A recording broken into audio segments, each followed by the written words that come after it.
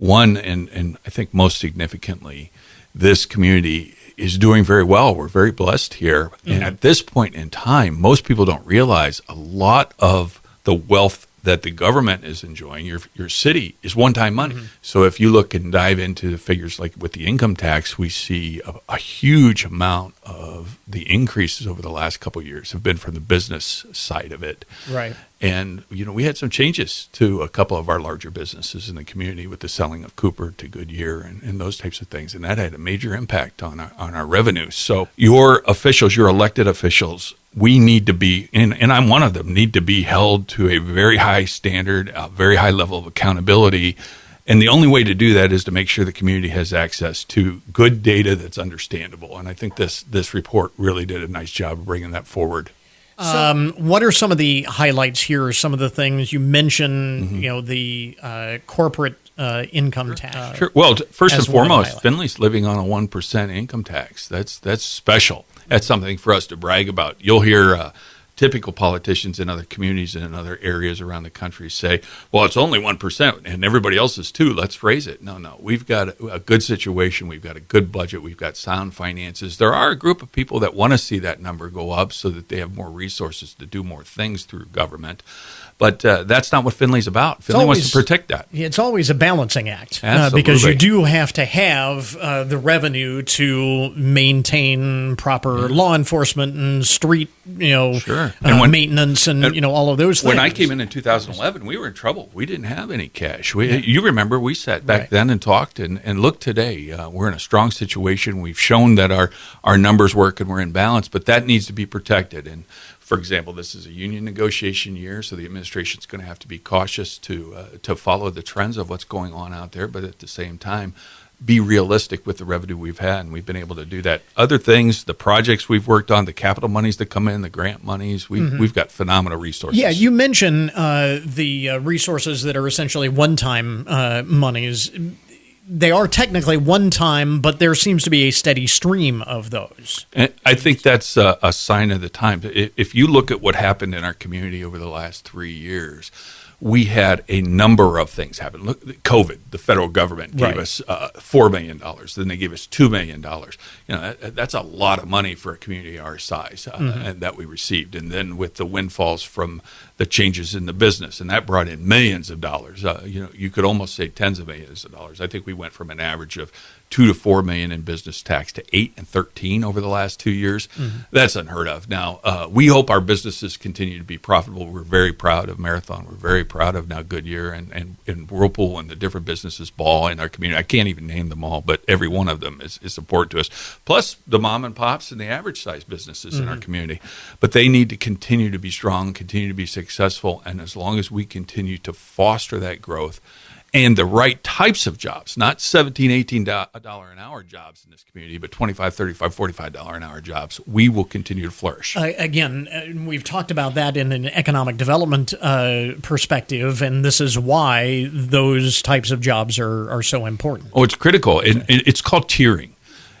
And I'm trying to get council and some of the other elected officials to understand, when you bring in high-tiered manufacturing, that causes the lower tiers, the trucking, the warehousing, the restaurants and things to fill in the gaps below it. But you have to start at a high level where there is a high need for a lot of service businesses to serve that company that comes in. And we've got to look at it that way as we move forward. And we need to be more attentive to that. A rising tide lifting all boats, Absolutely. As they say. Turning to the expense side of things, one of the things that immediately jumped out at me, and we've talked about this in the past, is the fact that when you break it down by category, it's less than 1% of the expense of the city of Findlay is servicing debt, interest, and thanks for bringing that up. That's one of my things I'm most proud of. When I came in, we had $50 million in debt. We're going to end this year with less than $5 million. And that's not just because of me, but to be able to reduce that cash flow, to have that low debt burden is huge for us.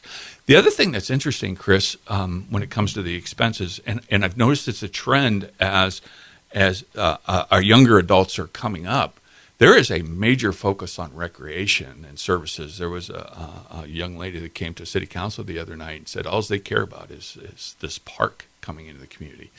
We can't afford a $40 million park. We can certainly Talking afford about the Riverside. Sure, we can certainly afford components of that. Not Riverside Park, but the riverfront. We project. can certainly afford components of that. But if you look at those expenses, and there's a beautiful graph in here that shows almost 50% of our expenses are for safety, the police, fire, protecting our community, and we've got to continue that.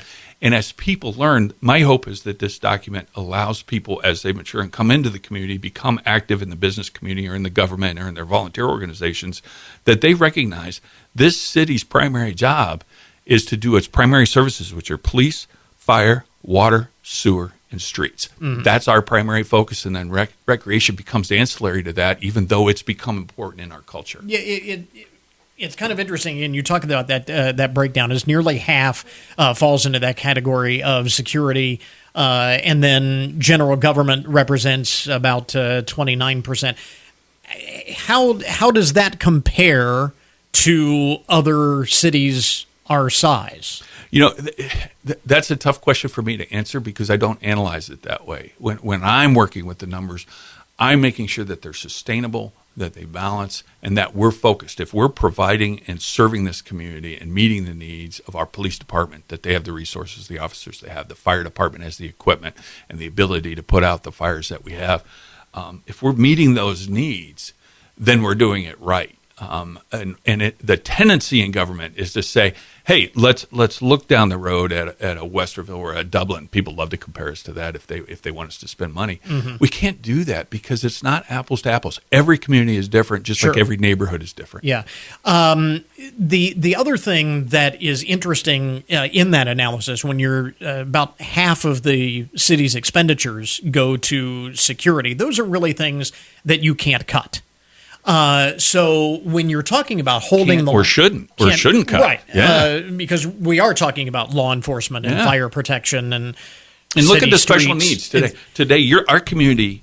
When you listen to people on the street, I have never heard so much concern about safety and security and the changes in our community as we evolve especially over the last 5 years. But the reason I mention that is because as you try and hold the line on spending to keep the income tax low and so on, to strike that balance, you have to keep expenses in check. But that's one of the areas that you really, I don't want to say it's untouchable, but it's close to being untouchable. No, that's great. And again, you balance your priorities. You fund your needs first, your wants second, and as part of that are your statutory requirements, whether it be a federal requirement or state requirement.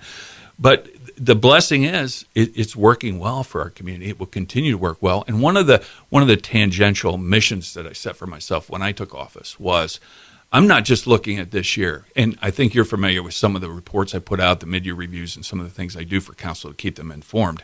One of my goals is if we look and we start to trend on our expenditures to a point where we're at risk of sacrificing our ability to provide those key services, then I'm going to yell from the rooftops. And I think you've heard me holler things in the past. Is comparing where we are now, both income and expense, to where we were 3 years ago as kind of a benchmark.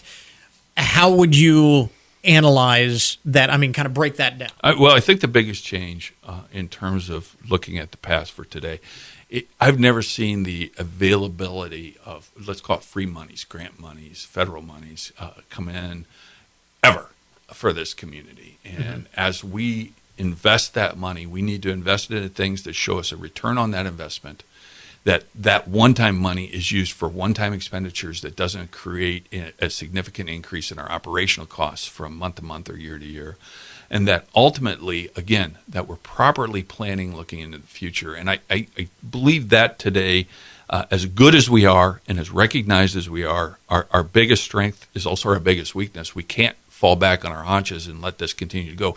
We need to be very intentional about the type of growth, the type of development, the redevelopment, and what we push for in this community so we continue to flourish. So is that really the takeaway? Because, I mean, that was going to be my next question. When you look at all of this data and you kind of digest it, what is the big takeaway when you presented this to council, their meeting last week?